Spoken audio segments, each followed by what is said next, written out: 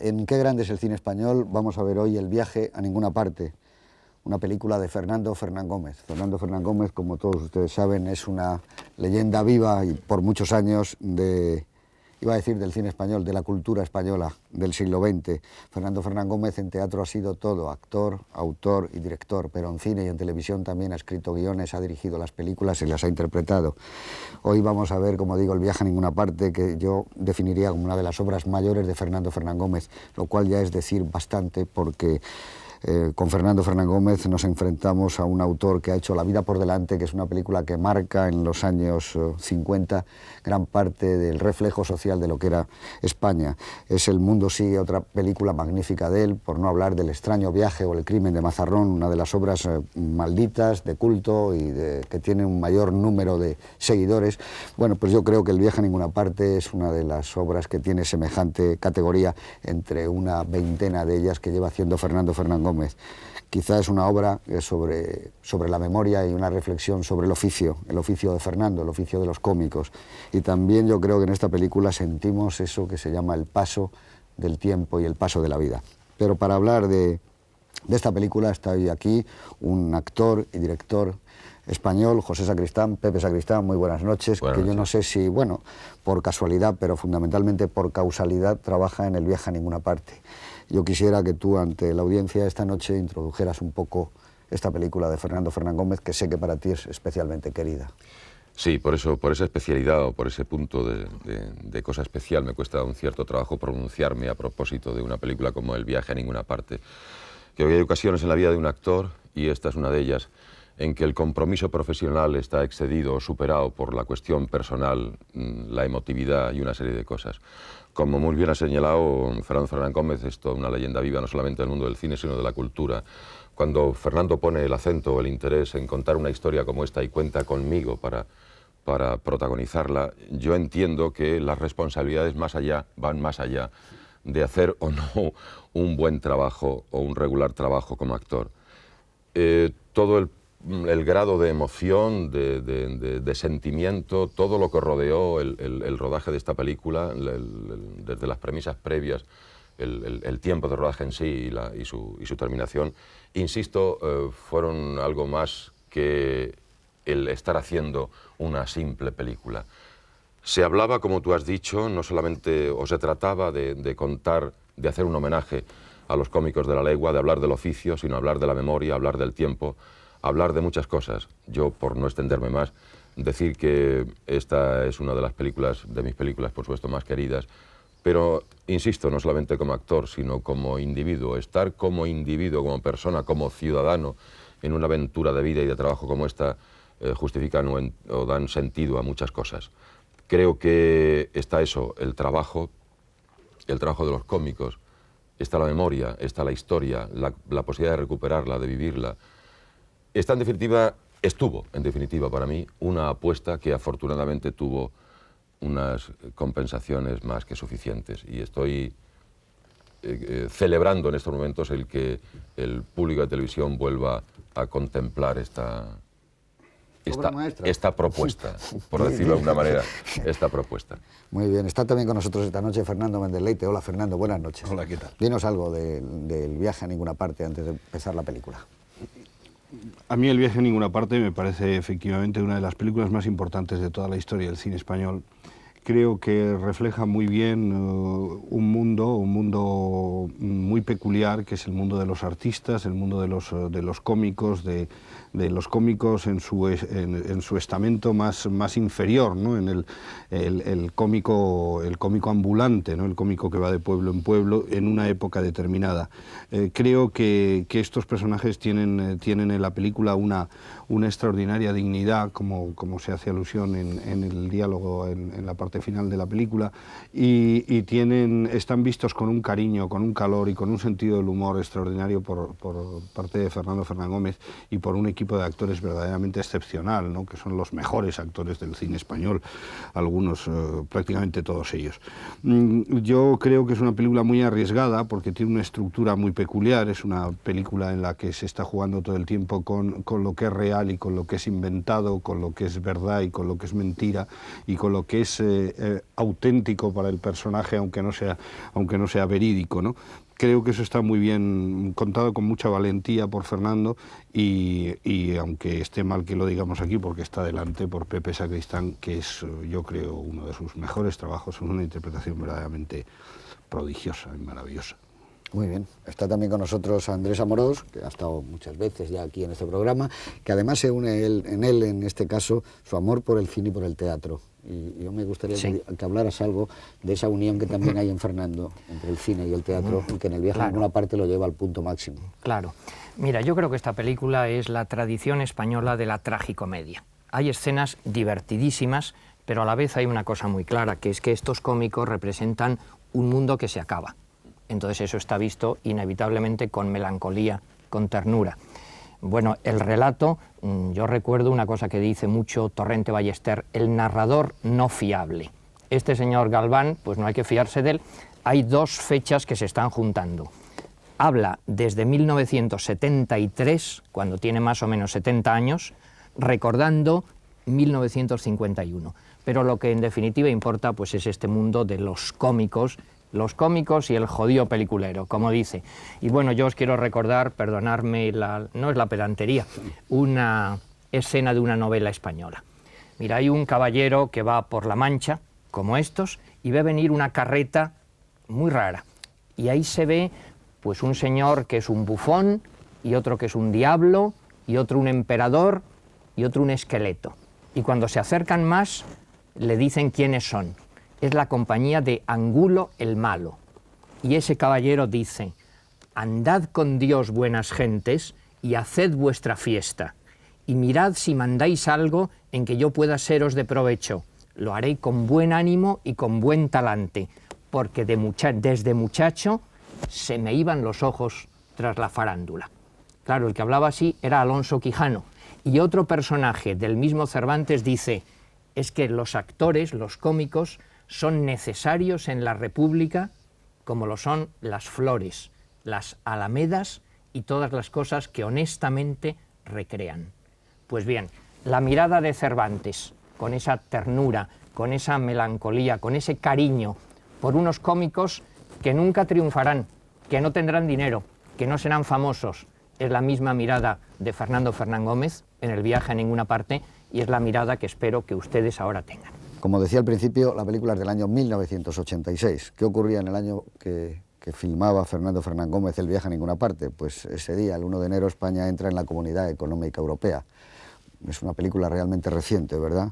Es el año en que muere Tierno Galván, es el año en que muere Juan Rulfo, nada menos, el gran escritor. Es el año en que es asesinado Olof Palme. Digamos que hay unas memorias accidentales en los periódicos soviéticos, tal y como hablan, con ese mismo término de memorias, porque ha habido un accidente en una central nuclear en Chernobyl que será prácticamente la noticia del año. Muere nada menos que Jorge Luis Borges. Argentina gana el Mundial de Fútbol en México en ese año 86 y el PSOE obtiene mayoría absoluta por segunda vez consecutiva. Digamos también que es el año en que se decide que Barcelona será sede de la Olimpiada del 92 y Sevilla sede también de la Expo de 1992. Estalla el Irán Gate, que quizá nos parece ya también muy lejano. Como decía antes, Luis García Berlanga obtiene el Premio Príncipe de Asturias de las Artes y digamos que muere un gran cineasta, un gran autor de cine romántico como fue Douglas Sirk. Y ahora ya sin más, pues vamos a pasar, una vez centrada la película y el año. ¿Te recordaba estas cosas cuando estabais rodando, el año 1986? Sí, hay otro dato que es que la misma noche del estreno de El viaje a ninguna parte, yo creo que es, por supuesto, entiendo que no es un dato como para que tú lo tengas señalado, pero yo terminaba el montaje de Cara de Acelga. Me acuerdo perfectamente que terminé en Cinearte. Tiene que ver esto, no es bueno, ninguna... esto se corregirá y vendrá en el Espasa inmediatamente. Vendrá en el Espasa, ¿no? Pero a propósito de los estados de emoción, de los grados de emoción, y creo que lo que estamos aquí conocemos de todo eso relacionado con el cine y con el teatro, y por qué no decirlo, con la cultura pasada por las tripas, que yo creo que es donde importa y donde la cultura adquiere su auténtica dimensión. Yo terminé con mi amigo Matesán de montar Cara de Acelga y el tiempo justo para cambiarme de trajecito y acudir al cine Gran Vía. al estreno del Viaje a ninguna parte. Ese día uno pensaba que se estaban cumpliendo o se iban resolviendo las cosas que uno soñaba en su momento, en su tiempo, a propósito de dedicarse a esto del cine. Cuando la película que se estrenaba esa noche era El Viaje a ninguna parte, no voy a ponerme más pesado para insistir en cuestiones que tienen que ver, o tenían que ver y siguen teniendo que ver con algo más allá de lo profesional, sino con lo de la emoción y el dar un sentido a la vida de una persona, el dedicarse a un oficio y no a otro, ¿no? Esa noche fue realmente gloriosa para mí, absolutamente inolvidable. Yo quería destacar ahora, la última vez que la he visto, que hay algo que es muy difícil de coger en las películas, por ejemplo, no ya la época, que está muy bien ambientada la película, el frío. Esta es una película donde se siente el frío, quizá porque hubo un acierto de elección cuando se rodaba y había nieve, y si no se pone la nieve, pero eso es lo de menos. Hay algo de frío en los personajes cuando se levantan de la cama, en los personajes cuando van a coger un autobús. Eso es algo que es muy, muy difícil de captar en el cine. Esa, con Franco nevaba más. Claro, hacía más frío. Mucho más. Hay una frase preciosa que me dice Gavino, cuando le digo, me encuentro con mi hijo, me digo, no me llames de usted. Sí. No le llame usted Yo le porque llamo de sea mi usted padre, sí, no porque sea mi padre, sino porque no le conozco. Es decir, la frialdad entendida, o sea, lo del frío se extiende. Sí, no, por eso, que es ahí. una película donde está... Es que esta es una película que trata muy esencialmente de las carencias por las que pasan estos profesionales que se dedicaban a ese oficio, ¿no? Es una película sobre el hambre, y es una película sobre el frío, sobre la provisionalidad, sobre la inseguridad, sobre la dificultad de ganarse el pan día a día, ¿no? Y yo creo que, claro, esos son temas eternos y esenciales, ¿no? Y eso está muy conseguido en la película porque está dado visualmente. Yo creo que hay un acierto, efectivamente, en la elección de los exteriores, de los interiores también. Creo que Alcaine hizo una fotografía muy estupenda, muy adecuada a la película. Eso, más que estupenda, adecuada, muy para película, reflejar ese mundo como ocre, como gris. Y hay una tensión, pardo. Hay una tensión, ahora volviendo a ver la película, yo me acordaba de cuando se rodaba, ¿no? Una atención que Fernando prestaba a los objetos. Si os fijáis, hay un momento determinado en que la cámara se dedica o atiende al refresco de limón que Gavino está tomando, al pañuelo que Laura saca debajo de la cama, al papelito en el que Gavino me dice las cosas que su madre le había apuntado. Los orinales. Las pequeñas cosas, los pequeños detalles que son absolutamente imprescindibles, ¿no? en la andadura de esta gente. Que no me atrevo a decir pobre gente porque, bueno, los que tuvimos la suerte de conocer a don Carlos Lemos, Sí. yo no quiero ser muy nostálgico, pero la cena que dio Fernando en Lardi antes de empezar el rodaje, yo recuerdo perfectamente las lágrimas de agradecimiento de don Carlos Lemos hacia Fernando Fernán Gómez por contar con él para una película como esta, ¿no? Y las cosas que don Carlos nos contaba de lo que era el teatro tal y conforme él lo entendía, cómo Fernando lo transmitió, cómo nos lo ha ido transmitiendo a lo largo de su carrera profesional como actor y como hombre de la cultura, y cómo desde la sencillez, desde la sinceridad y de la verdad está retratado en esta película. Yo es que he vuelto a ver, a mí esto como documento, más allá que como película, me parece sencillamente A mí lo que me formidable. parece que tiene una caladura muy honda es cómo él reivindica, por ejemplo, la vida de los cómicos, pero una vida como sin destino, pero los cómicos, a mí lo que me interesa es no que tengan éxito o que no tengan éxito, sino que todos son distintos, que son como una raza especial, que son distintos. Y en eso hay un punto de contacto. Muchos años después, por ejemplo, con Tim Burton en Ed Wood, no importa tanto el éxito como importa el entusiasmo y esa vieja palabra que no se usa, que es la vocación. El por qué estos señores entienden que aquello es algo muy importante, aunque les cuesta incluso el no poder tener amigos. Lo dice en la película, estamos siempre de un sitio para otro, estamos renunciando hasta cosas bellísimas como puede ser la amistad.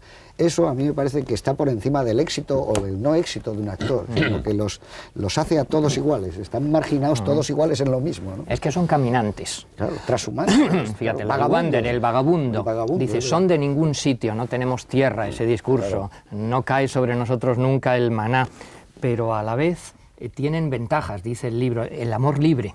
Bueno, viven en otro mundo, la hora de la fantasía, ¿os acordáis? Sí. Mira, yo he encontrado por casa en el librito, tenía metida una postal muy divertida, donde se ve a una señora muy antigua y dice, mira qué contentos van los caminantes, pobres gitanillos que viven errantes. Pues bien, los cómicos son gitanillos que viven errantes, pero también con momentos de alegría, de felicidad, porque es su mundo al margen de lo demás, ¿no? Y la ilusión permanente, la emoción de descubrir un local.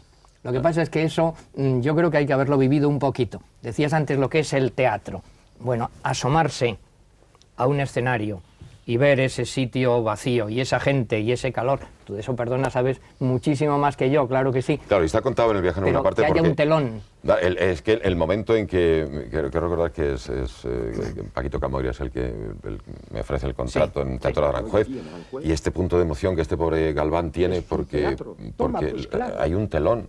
Porque hasta ahora toda su andadura profesional ha ocurrido en plazas, en establos, en bares, en tabernas. Hay un telón y me dice, bueno, tranquilízate, vete al camerino. Y hay hasta camerino. Es decir, ahora toda esa cosa que puede parecer como el canto al miserabilismo no es ni más ni menos que el reconocimiento de algo que incluso nos ha marcado y nos ha enseñado. Y sigue siendo, pienso yo, una forma de enseñanza, no solamente en el trabajo, sino en la vida. Lo ejemplar de la vocación, del entusiasmo y de la dedicación de estas gentes.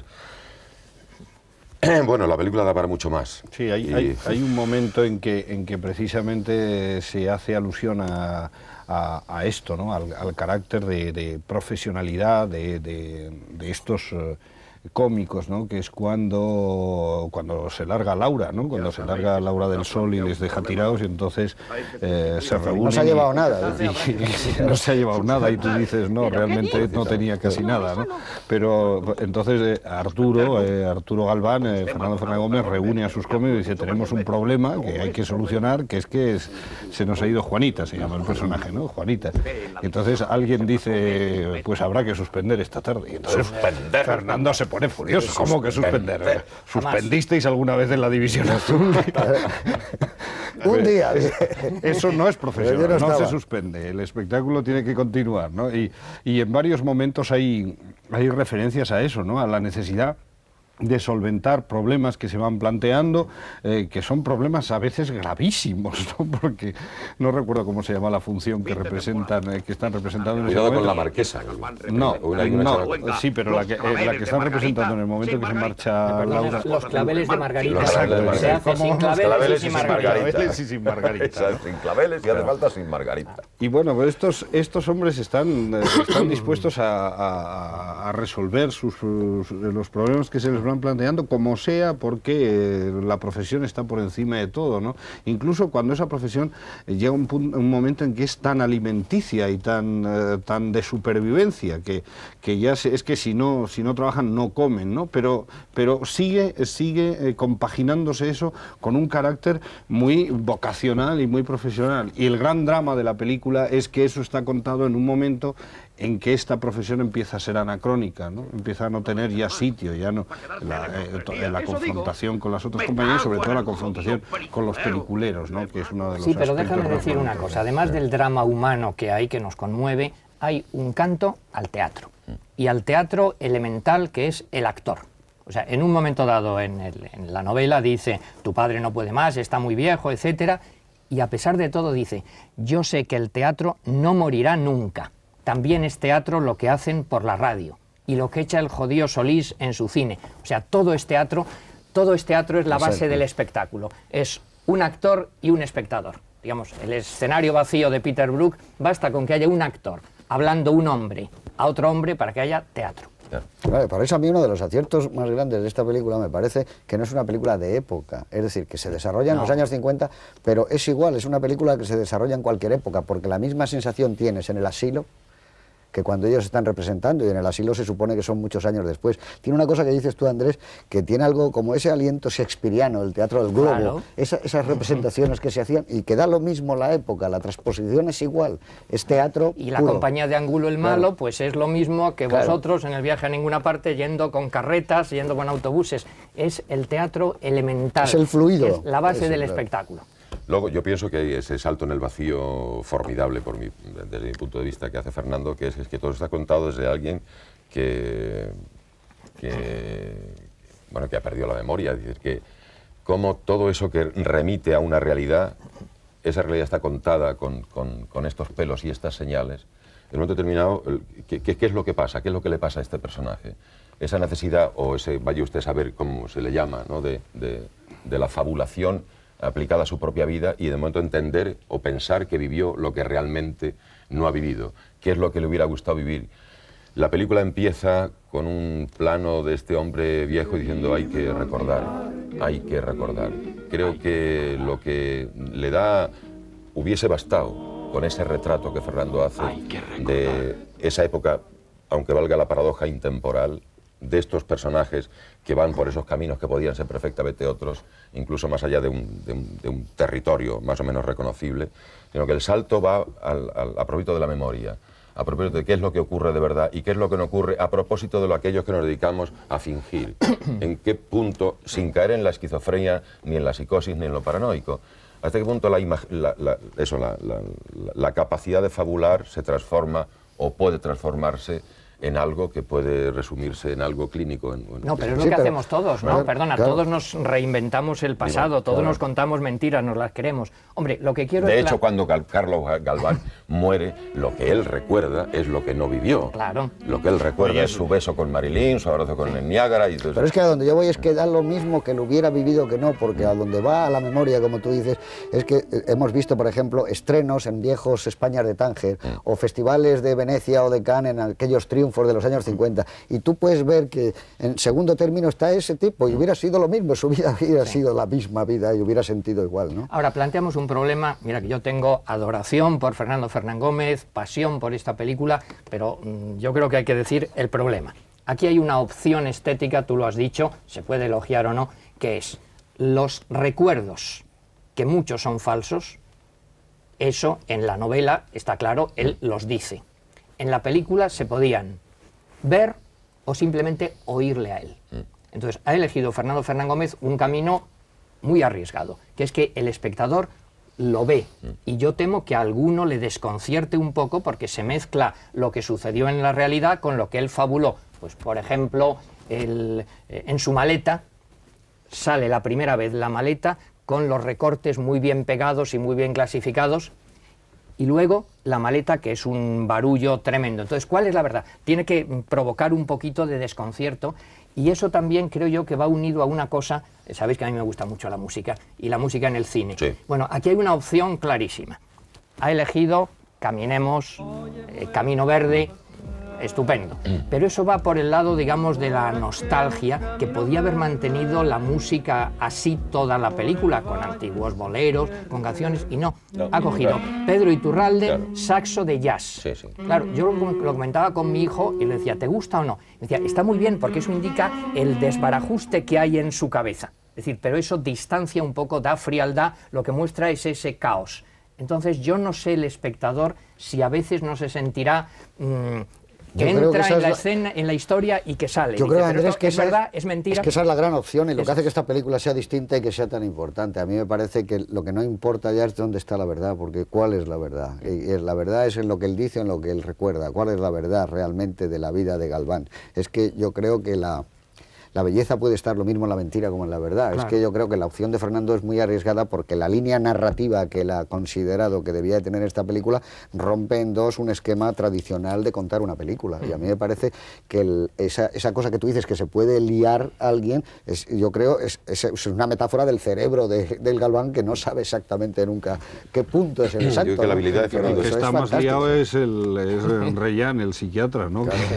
Que, a pesar de que tiene sus notas y que coteja fechas y acontecimientos, sin embargo, la imaginación de, No, lo que quiero es que no solo Carlos haya Galván elogios. le puede... Sí, no, En fin, pero que yo creo digamos que... el problema dónde está.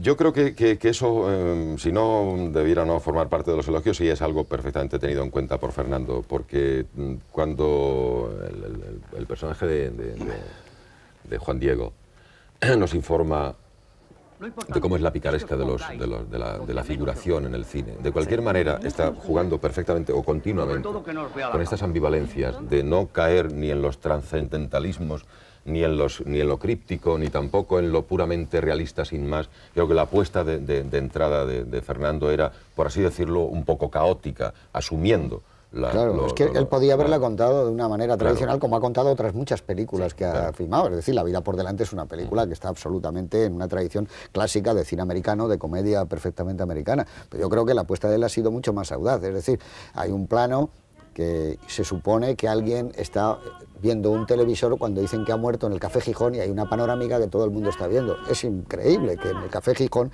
pueda darse esa situación, pero hay como una especie de homenaje que lo que suponía Galván, que era donde venían todos, le están rindiendo un homenaje, que probablemente ese homenaje nunca va a existir. Pero yo creo que esa apuesta, esa ruptura continua que hay de la realidad y la verosimilitud, por un lado, la falsedad del personaje, pero su mundo de sueños, a mí me parece que eso está claro que él optó por ello. Y eso es lo que me parece que la película sea moderna. Eso es muy gracioso precisamente en la escena a la que se refería Pepe hace un momento, que es la escena en que Juan Diego está explicando que los figurantes lo que deben hacer es evitar que se les vea, porque si se les ha visto en casa de la Marquesa, no van a salir en la escena de Romanos, lo que sea, ¿no? Entonces él lo visualiza de una manera totalmente exagerada, pero muy pudorosa desde el punto de vista de puesta en escena y de planificación, de forma que no está muy marcado, ¿no? Que es que salen todos poniéndose las manos en la cara y escondiéndose del paso de la cámara, cosa que es bastante verdad, porque claro, también a los profesionales también nos obsesiona mucho cuando llegamos a un rodaje y nos encontramos a la misma figuración. Otra vez Hay un tema también que también, dentro de lo caótico, por así decirlo, en el teatro en Nueva York y en Valencia y en Moscú y en todos los teatros está la el orden rigurosísimo de lo caótico de Fernando es esta mirada o este comentario, porque yo no me atrevo a decir ni testimonio ni mensaje, no, son comentarios, miradas de Fernando a propósito de la condición del actor. Hombre, conociendo a Fernando, más que mensaje, recado. Un recadito. Del hombre de teatro, es decir, el peliculero, este pobre diablo que va con su furgoneta. Ahora, cuando están pasando los tiempos que están pasando, cuando los medios de comunicación, las formas de ocio han cambiado, evolucionado, y la gente del cine hemos estado durante, y parece más o menos un poco como los cómicos de la legua, ¿no? Porque viene el televisero también, y al del televisero vendrá el no sé qué. Ahora los cableros, los del cable. Ahora vienen los cableros, y así sucesivamente, ¿no? Lo que es la secuencia del rodaje de la película. Como un hombre de teatro, el concepto, la idea que tenía del hombre de teatro, este gran profesional, ¿qué es lo que pinta en medio de todo ese mundo, ¿no?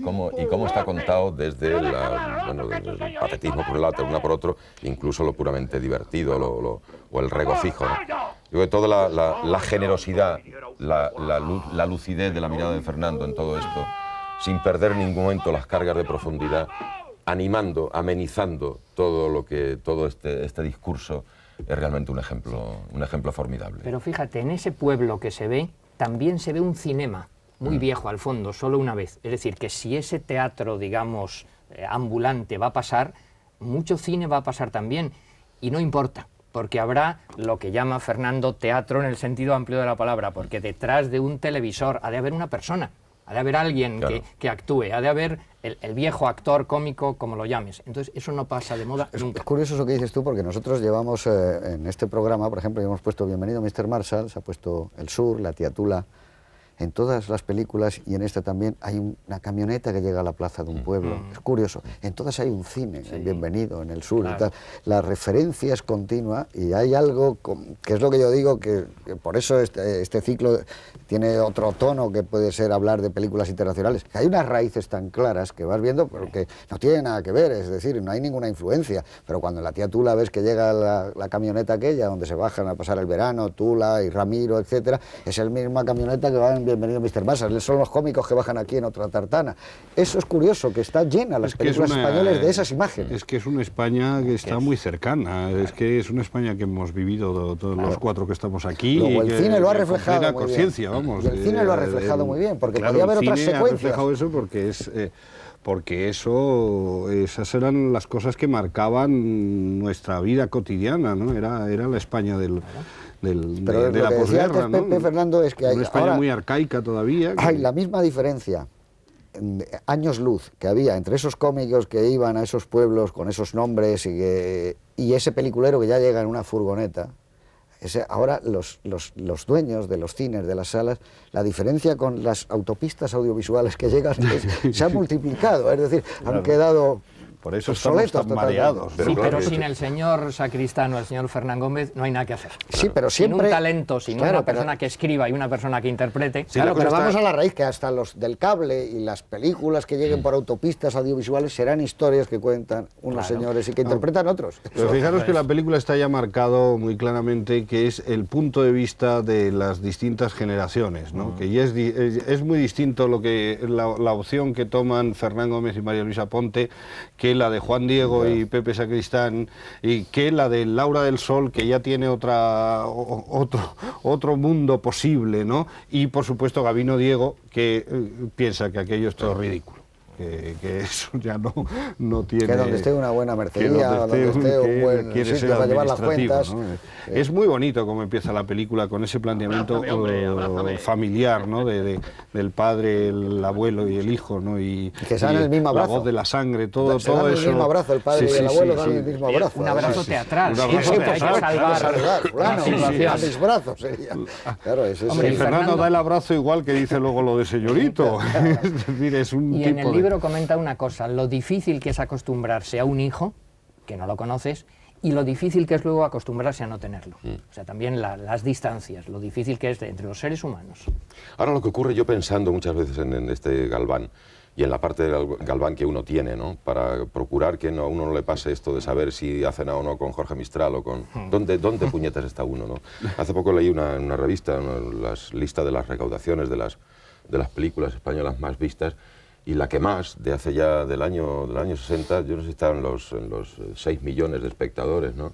Cuando tú piensas que ahora te dedicas o puedes dedicarte a trabajar para un medio que tiene un poder de convocatoria, que en un día te pueden ver 10 millones de personas, y para que no se te fundan los plomos y para que no acabes loco, esquizofrénico, perdido de saber qué es esto de los niveles de audiencia, en definitiva, a partir de una propuesta determinada, hecha de una manera y no de otra, con un texto y no con otro, y con unos compañeros y no con otros, ¿qué tipo de respuesta es la que tú quieres recibir? Si la opción sin más, si la decisión, o donde está el éxito sin más, o lo que tú quieres hacer sin más, es sumable o no es sumable en ese número de espectadores. Por ahí el delirio y la esquizofrenia puede llegar a acabar con todos nosotros. Yo creo que todavía, y lo que se plantea, que no es una pretensión de Fernando, pero que sí es una reflexión que a mí me gusta hacer, porque me gusta, es este oficio sigue teniendo, afortunadamente para mí, y no lo voy a perder nunca, esa condición de ser el pegador de los telones. Claro. Ese que piensa que en un momento determinado se puede suprimir otro personaje y que salga uno que lave la carta. Esa gente que en un momento determinado tenga la capacidad de conmover, de emocionar o no a un auditorio con unos mecanismos, con unas posibilidades.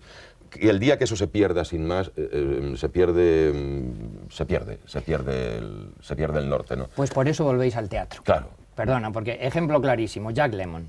Jack Lemmon es un actor fenomenal y supongo que en Hollywood le podían dar todas las películas y todos los millones que quisiera haciendo una tontería, una comedia. Y entonces a mitad de eso dice, me voy a Londres y hago el Long Day's Journey Tonight.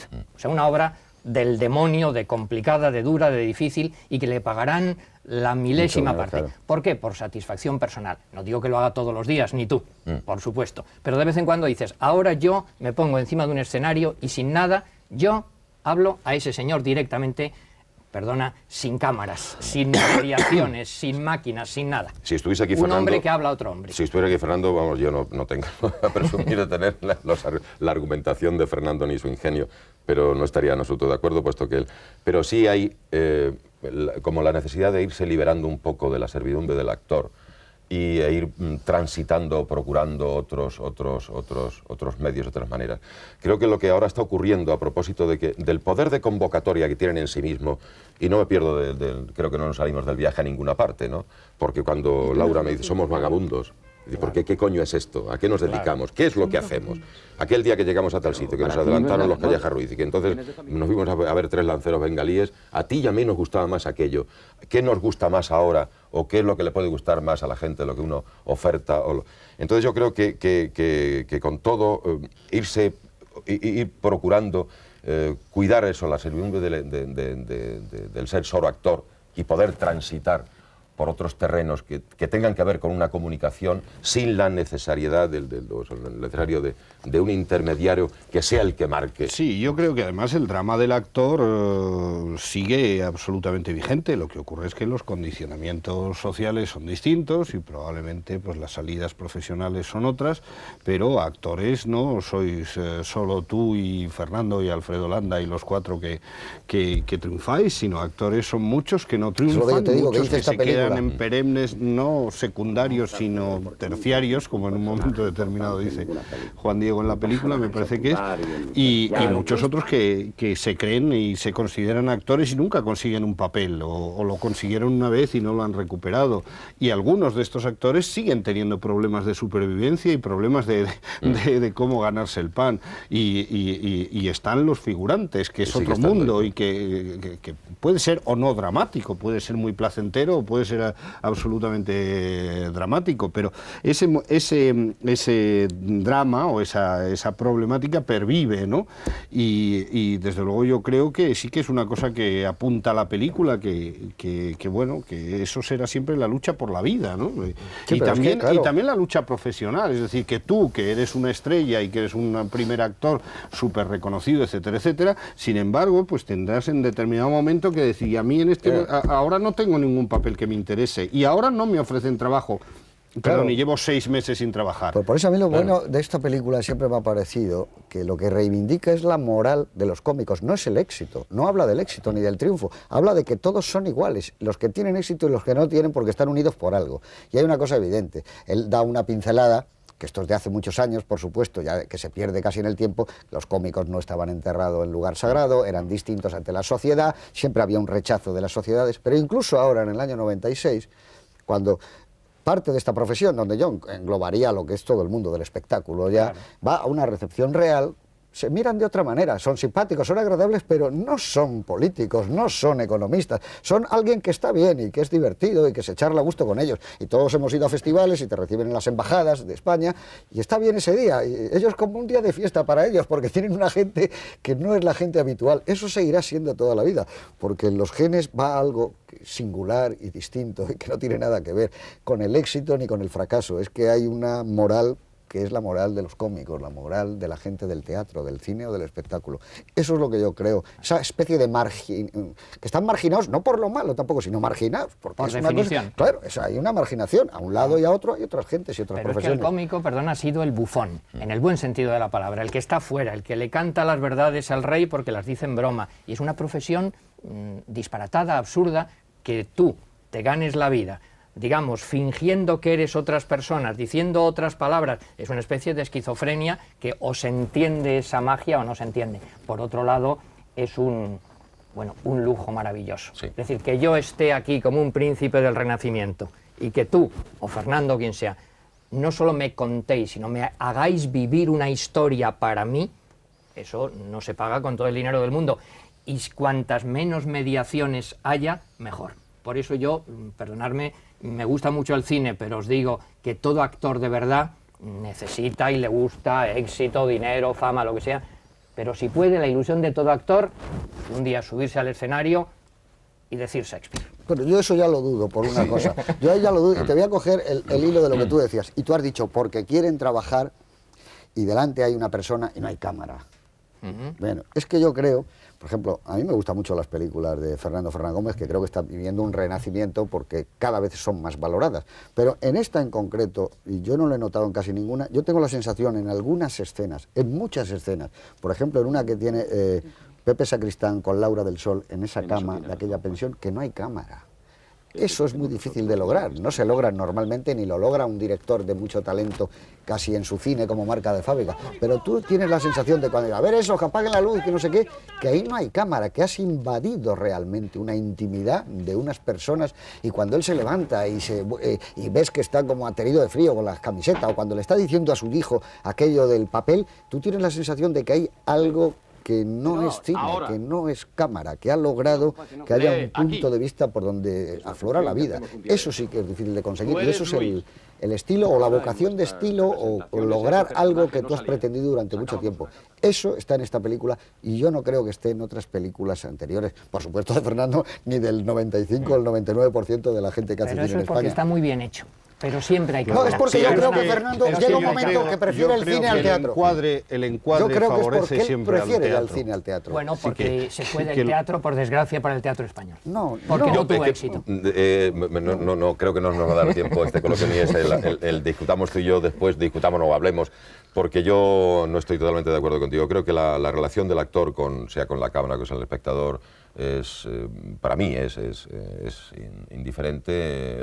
El interlocutor válido, el soporte es el personaje y la historia, y se puede de hecho producir una relación mucho más intensa y mucho más de verdad dirigiéndote, por así decirlo, a un compañero con una cámara delante que ante un patio de butacas. Pero eso sería otra conversación. Sí, yo es que creo que realmente el cine es un invento maravilloso. Yo también, y todos. Pero el cine en su aspecto más elemental, es decir, la idea de encuadrar, es decir, de escoger una parte de la realidad, una parcela de la realidad y ponerle coto, ¿no? Y ponerle unos márgenes por arriba, por abajo, por la izquierda y por la derecha. Y la capacidad que con eso se tiene de expresar algo es lo que favorece siempre a la historia, ¿no? Y yo creo que favorece al trabajo del actor. Yo voy muchas veces al teatro y veo una función en donde hay un actor que está haciendo un trabajo maravilloso, pero no le veo como me gustaría verlo, porque no alcanzo a divisarlo bien, y además alrededor hay unos actores que lo están haciendo muy mal, o la puesta en escena, el movimiento de escena no acaba de funcionar, o el decorado es muy malo. Entonces esa facilidad que hay en el cine de escoger qué es lo que quieres mostrar de esa realidad, es, además de tremendamente creativo, es un paso más allá del teatro, ¿no? Yo en el teatro estoy todo el rato esperando que me cambien el plano. Porque eres un hombre de cine. Te lo digo al revés, un actor mediocre en cine tú lo tapas con 20.000 cosas, con encuadres, con músicas, un actor mediocre. En teatro se hunde. ¿Lo ves? Yo creo que no. No estoy de acuerdo. Yo creo que en el cine tampoco lo tapas. Yo creo que el teatro si me apuras, no se tapa nada. El teatro es más impune. En el teatro es más posible la impunidad, pero en fin, creo que es otro, Yo creo, si volvemos a la la película, yo creo que lo que está claro en esta película y en toda una trayectoria es la fidelidad de Fernando Fernán Gómez al teatro y al cine. Sí. Hay una fidelidad asombrosa. Tú estabas hablando ya de seleccionar, claro. Tú estás seleccionando un espacio. Claro. Y lo que dura ese espacio, eso es el cine, claro. Has hecho una definición absolutamente clara. Yo lo que sí creo, y por eso decía antes, es que en esta película tienes la sensación, que en otras tú dices qué bonito es este plano y qué bien hecho está, no, que aquí ha desaparecido la cámara en muchísimos momentos, pero es de las películas españolas que yo recuerdo en donde tienes la sensación de que no hay cámara, de que tú estás viendo trozos de una realidad, que es lo que yo creo a lo que aspira cualquiera que cuente una historia, a lo que tú dices, yo voy a seleccionar eso, pongo el objetivo determinado con el que quiero verlo, y bueno, y ahí hay unos señores que me lo van a decir. El que es bueno lo dice igual en el teatro, en el cine, en la televisión y por la calle. Eso yo no tengo ninguna duda. Y entonces los que no son tan buenos, pues no son buenos ni en el teatro ni en nada. ¿Qué pasa? Tú decías un poco lo del teatro. El teatro es un plano general, siempre, ¿no? Ahora, yo creo que la mayoría de los directores de cine y probablemente de teatro, si pudieran, a ver qué te parece esto, Andrés, empezaría una representación y a los 7, 8 segundos ya corten. No, un momento. Vamos a ajustar mejor, que habéis entrado y estarían cortando todo el tiempo como si fuera el rodaje de una película. Pero me perdonas, tú has dicho una cosa de estética que yo en general no estoy muy de acuerdo. Dices, es que todos los que cuentan una historia les gustaría desaparecer y que no se notara que están ellos. No todos. Hay gente que sí y gente que no. Si queréis ponemos ejemplo de pintura. O sea, tú ves un cuadro de Velázquez y Velázquez no existe. Es la realidad, lo que quieres ver. Tú ves un cuadro de Goya y Goya está ahí siempre delante diciendo, oye, soy Goya el que te lo enseño así. Tú lees a Cervantes y estás viendo el mundo. Tú lees a Valle Inclán y ves el mundo a través de Valle Inclán. No digo que una cosa sea mejor que otra. Ya. Entonces, Visconti está ahí con su esteticismo. Es que Fernando no es esteticista, no le gusta ponerse en primer plano, le gusta desaparecer. A mí eso me parece una virtud. O sea, a mí también. Yo prefiero a, pero no todos lo a hacen. Cervantes, a Valle-Inclán, salvando todos los respetos de lo que tú dices, y prefiero, por ejemplo, a un cineasta invisible que a un cineasta que esté marcando continuamente, como puede ser el caso. Yo creo que podemos hablar de Visconti. estos nombres Pero, precisamente porque cada uno optó por su propio porque cada uno son unos artistas Claro, y cada y uno han hizo su abierto un propia obra en camino función de perfecto. esa. Claro. El error hubiera sido que Velázquez hubiera empeñado en No, estar claro, ahí, pero claro. luego pintando así, y que Fernando, a la hora de contar una historia como la de esta gente y contarla así, lógicamente la opción era la de un poco la que él me marcó a mí como intérprete, es decir, procurar que no se nos vea.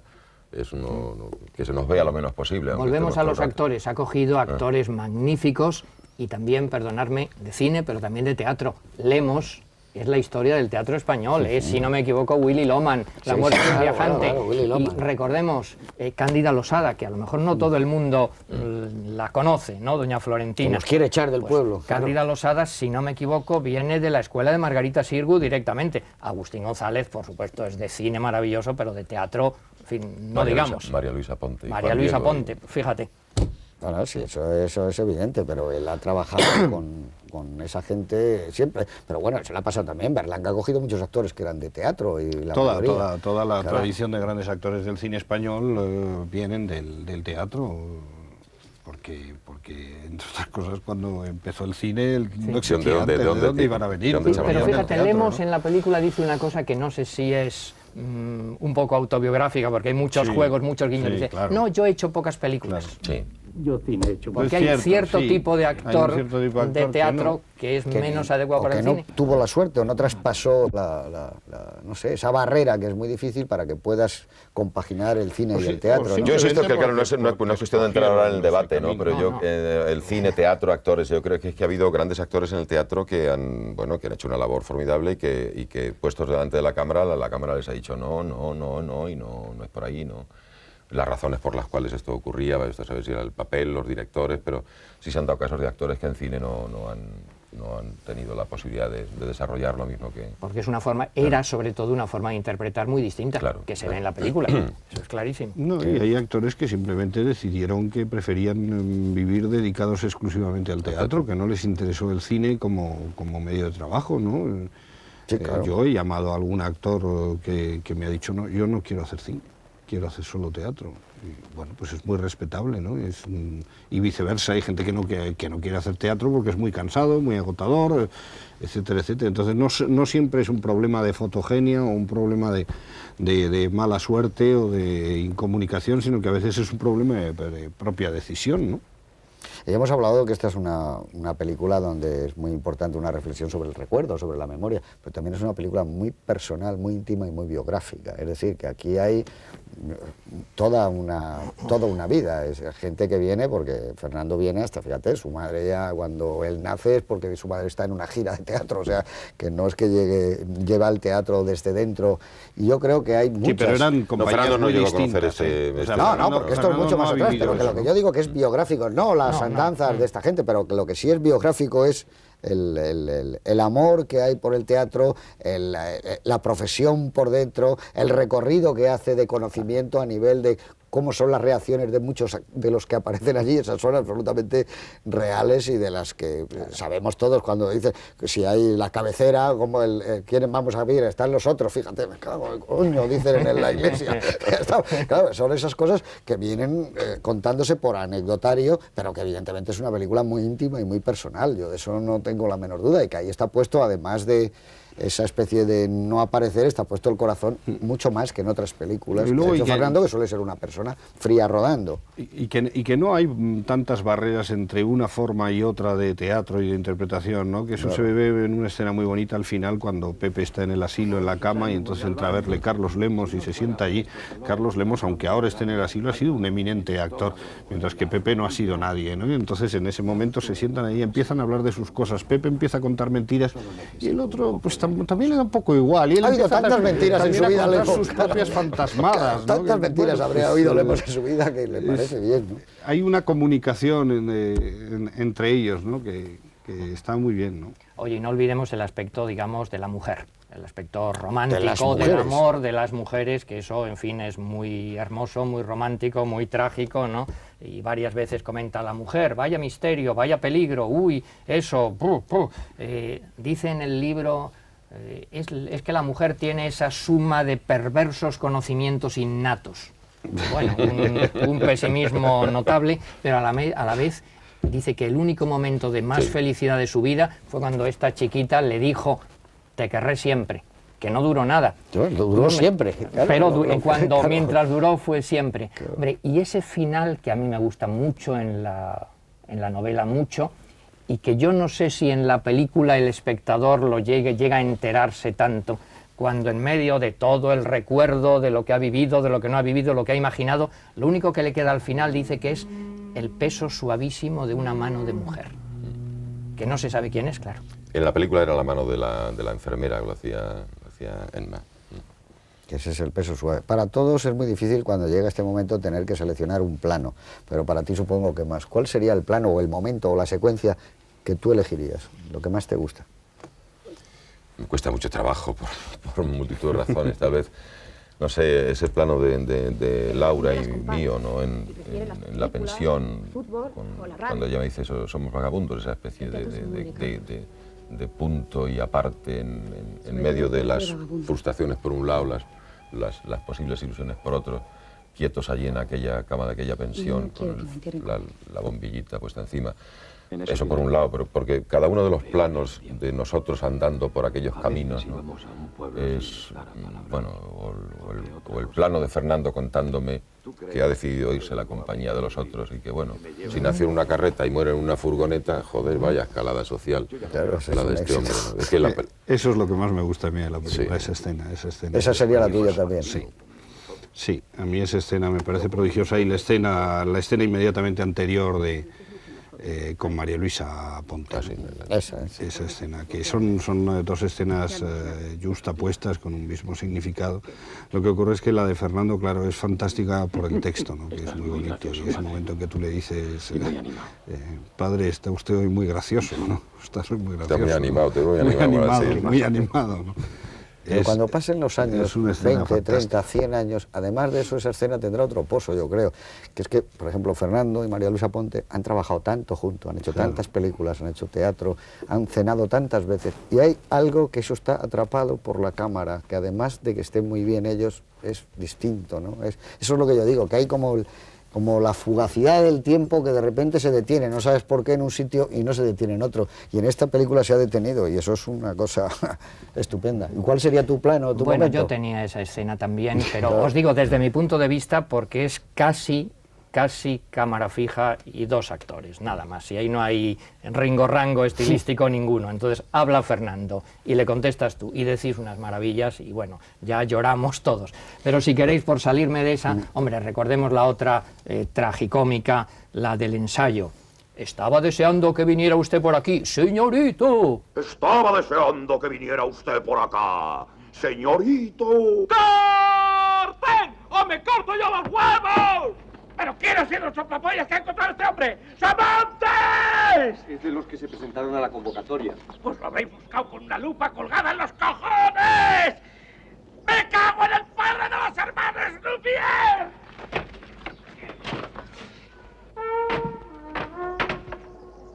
A ver quién de ustedes cree que puede decir este párrafo. Esto es una mierda. No tiene nada que ver con el teatro, ya lo decía yo. Bueno, eso que es divertidísimo, es graciosísimo, pero a la vez es que es tragiquísimo. Porque al final el cine es una mierda, no tiene nada que ver con el teatro. Claro. El día que rodamos esa secuencia, cuando Fernando se acerca a mí para decirme esa frase, esto del cine no tengo con el teatro, ¿sabes? Es decir, una mierda no tengo con el teatro, ahí acabamos llorando todo el equipo, toda la gente que estaba alrededor.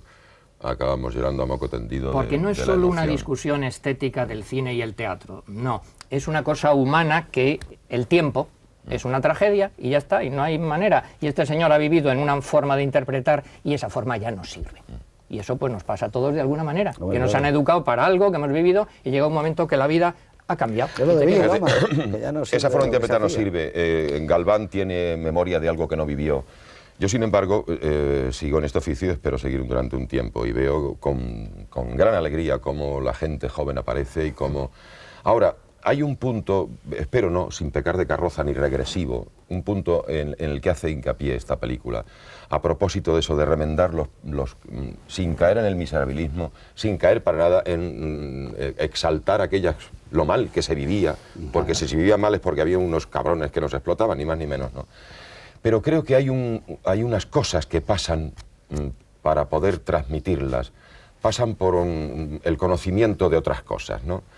Y a mí me da la impresión de que aquel aprendizaje tuvo que ver con la vida, que ojalá igual no se hubiera dado por supuesto tan lamentablemente no, mucho menos la de aquella pobre gente, pero incluso lo que yo llegué a vivir, ojalá no se hubiera dado.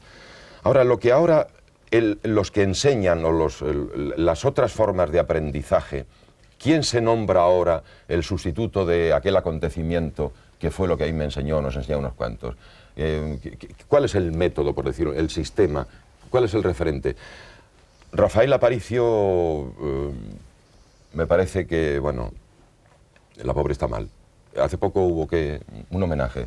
Yo hago hincapié en esto. Los que hemos tenido la suerte de trabajar con gente como, que algunos de ellos fueron por los caminos, la inmensa suerte de aprender de ellos, creo que cuidado con el descuido y la falta de atención y de respeto de estas generaciones nuevas hacia esta gente. Dignidad, que dicen en la claro, película. dignidad. Ojo, porque yo cuando digo Rafael López Somoza y hay un mozalbete que me mira por encima del lomo diciendo, ¿cómo?